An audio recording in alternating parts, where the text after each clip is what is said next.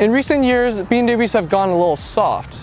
We test drove the latest generation BMW M3 a couple years ago, and I noticed that it lacked a bit of driver involvement that I loved so much in previous generation M cars.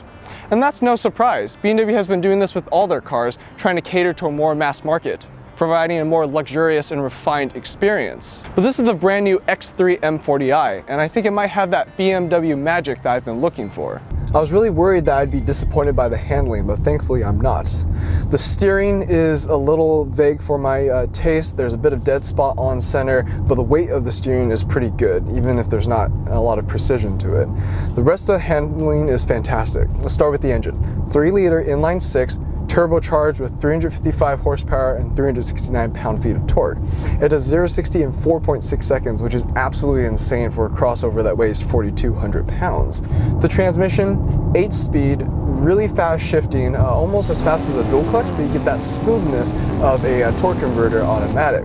At low speeds with dual clutch, you'll find that it's a little bit jerky, but it responds really quickly when you pull on one of the paddles. It downshifts when you want it to, under braking. It just always seems to know what gear you want it to be in. When you put it in manual mode, it will actually hold that gear and even let you bounce off the rev limiter, unlike other cars that automatically upshift for you when you're getting close to the red line.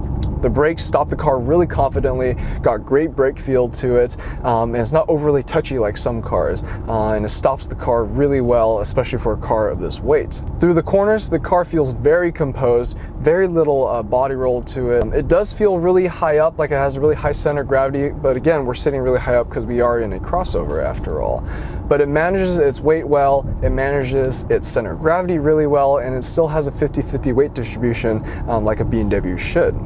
This also has the optional adaptive M suspension, which in my opinion, I would skip. I didn't find it to make that much of a difference between comfort and sport, and I preferred it in comfort anyways. Let's get on to the practical stuff. This car is equipped with the premium and executive package, which is going to give you things such as blind spot monitoring, lane departure warning, the digital dash, the excellent heads-up display that BMW does so wonderfully, the 360-degree camera view, which makes it look like you have your personal drone circling around the car, giving you a full view around the vehicle. That actually also has a car wash mode to allow you to align the wheels properly. This doesn't have the optional Harman Kardon sound system, but the standard system is actually pretty good. It's got a decent amount of bass for a non-subwoofer system, and overall the sound quality is actually really clear, so I was really surprised by that. This also has the optional Apple CarPlay system, which is completely wireless in this car. BMW is the first and only manufacturer to do this.